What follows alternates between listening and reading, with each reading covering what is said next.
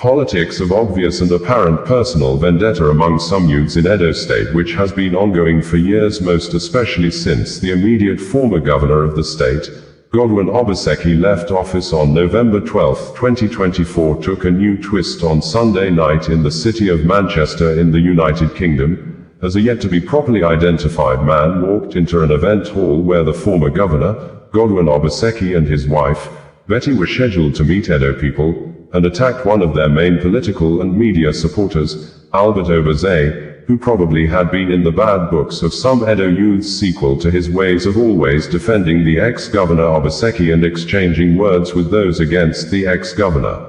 Videos made available online indicated that Aide Obaze was attacked while he was live streaming the event on Facebook and other social media platforms as guests were coming in and waiting for the arrival of the former Edo State governor, Godwin Obaseki, and his wife, Betty. Initially, the suspected attacker walked up to the victim and asked to have a conversation with him, saying, "I am the double chief you are looking for, come let's talk," but Aide Obaze refused and replied to the attacker that, "You are the one looking for me." What had happened, as Aide Obaze continued to demand to know why the attacker had decided to see him. Immediately, the attacker hit the victim on the face. Manchester City Police were seen alongside their vehicles shortly after the attack, but the City Police Department is yet to issue a statement as at the time of filing in this report. Aide Obaze, in a Facebook live streaming on Monday early morning night at a hospital in Manchester, said that he's currently having difficulty with hearing in one of his ears hit by the attacker. On November 5, 2025, while on live Facebook video streaming, Aide Obaze had raised alarms of act of possible threat to his life by a man simply identified as Double Chief of Manchester, who he said had threatened to beat him repeatedly if he visited Manchester to attend and organize the Obaseki thank you visit to his supporters. Also during the live video, Aide Obaze narrated how he was almost attacked by some Edo youths in Italy, thus described some Edo youths abroad as people who always act like animals. Before now, Aide Obaze may have faced a lot of threats of possible attacks issued by some Edo youths who also see him as an enemy of the Benin monarch following the controversies surrounding the establishment of Museum of the West African Art, MOAR, in Edo State, which some youths protested and prevented the commissioning of the multi-billion naira cultural hub last Sunday, an act which led to foreign guests being escorted to safety by the Nigeria police force team personally led by the Edo State Police Commissioner. The continued verbal attacks and insults on Aide Obaze and his family, especially his biological parents, in reactions to the political aide's statements over the controversies surrounding the MOAR establishment, made his younger brother, Smart Obaze, to issue a video statement in recent days and insulted his younger brother's principal, ex-governor Godwin Obaseki, for allegedly endangering his brother's life and bringing all manners of insults to their family, even when his elder brother, Aide Obaze, was never given any political position during his 8 years as governor of Edo State. Nigerian Army Authority has confirmed the killing of 4 persons with the inclusion of 2 soldiers and 2 civilian JTF when members of the Islamic State West Africa Province, ISWAP terrorists, on Friday evening ambushed a brigade of Nigeria Army, personally led by the brigade commander, Brigadier General M. Uber, around Wujiroko community in Azir Multe area of Damboa local government area of Borno State, which, according to Humangle News Media, the ISWAP terrorists opened fire on a convoy of several military and civilian joint task force vehicles, causing the brigade of the Armed Forces of Nigeria an apparent full destabilization, leading to the Brigadier General missing in action for several hours but started responding to WhatsApp messages few moments later, but the Nigerian Army Authority insisted that the Brigadier General and the commander of the 25 Task Force Brigade personally led the Nigerian Army troops back to base, after an apparent failed attempt to rescue communities that are probably still under terrorists' control in the areas close to Sambisa Forest. According to Lieutenant Colonel Apollonia Anil, the acting director of the Nigerian Army Public Relations, in a statement issued on Saturday, troops of 25 Task Force Brigade, on routine patrol to secure communities around Wujiroko in Azir Multe, Damboa local government area of Borno State, came under a sudden and heavy insurgents' fire while returning from a successful patrol within the fringes of Sambisa Forest. The patrol team, which was led by the Commander 25 Brigade Brigadier General M. Uber and comprised troops of 25 Task Force Brigade and members of Civilian Joint Task Force, CJTF, courageously fought through the insurgents' ambush with superior firepower, forcing them to withdraw in disarray and to abandon their mission. During the encounter, 2 brave soldiers and 2 heroic CJTF members paid the supreme price while on active service to the nation. While commending the troops for the gallantry, the Army High Command commiserates with families and associates of the deceased gallants for their heroic sacrifice to the nation.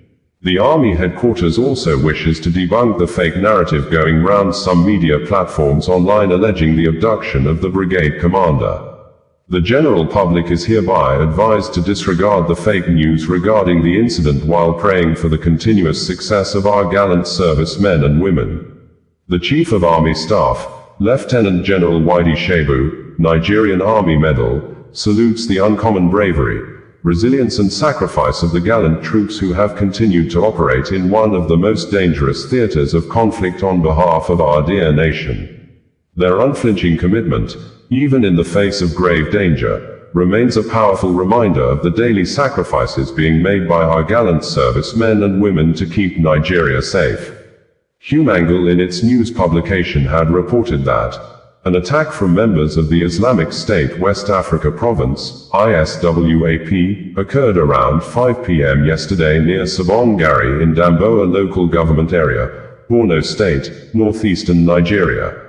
The terrorists, concealed along the route, opened fire on a mixed convoy of soldiers and members of the Civilian Joint Task Force. President Volodymyr Zelensky has ordered the new Prime Minister of Ukraine, Yulia Sviridenko, to involve law enforcement agencies including the anti-corruption police in the mass audits of Ukraine's state-owned companies. Zelensky, who gave the order this week while in one-on-one meeting with the female Prime Minister, said, "The law enforcement agencies of Ukraine must take immediate action based on the outcome or results of the audits being initiated by Yulia Sviridenko, the current Prime Minister of Ukraine, who assumed office on July 17, 2025, after being confirmed by the Verkhovna Rada, meaning Ukraine's parliament, following President Volodymyr Zelensky's nomination of Sviridenko as part of a major government reshuffle, replacing the previous Prime Minister, Denis Shmyhal, who became the new Minister of Defense, and Sviridenko previously served as the first Deputy Prime Minister and Minister of Economic Development and Trade. The new position made her the second woman in Ukraine's history to hold the position of Prime Minister. Meanwhile, during the week, Zelensky also announced that the Nordic countries, Denmark, Finland, Iceland, Norway, along with other Baltic-friendly countries of Ukraine, have decided to commit an additional $500 million to the prioritized Ukraine requirements list, Pearl Initiative, a NATO-led initiative to expedite the supply of critically needed US-manufactured weapons to the country, which, Zelensky said, will be of a substantial help. In a number of statements during the week, Zelensky said, "I had a meeting with the Prime Minister of Ukraine. First and foremost, we focused on the situation with recovery efforts in the regions after the Russian strikes. Repair crews are working almost around the clock wherever needed, and the necessary resources have been deployed. We are increasing our reserve of equipment, and work with partners on this issue is constantly ongoing." Yulia Sviridenko also reported on the implementation of support programs for frontline and border communities. "We are ensuring the necessary funding. Starting tomorrow, a new winter support program for our people will be launched. Government officials will present all the details publicly." Last year, more than 14 million Ukrainians benefited from winter support, and we expect no smaller scale this winter. The Prime Minister reported on the launch of audit processes in state-owned companies.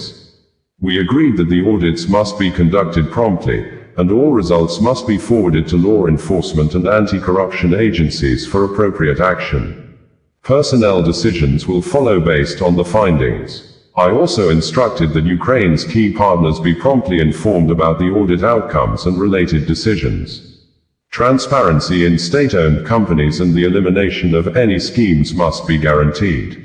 We also discussed personnel changes in the government. The Prime Minister of Ukraine will propose candidates for the posts of Minister of Energy and Minister of Justice.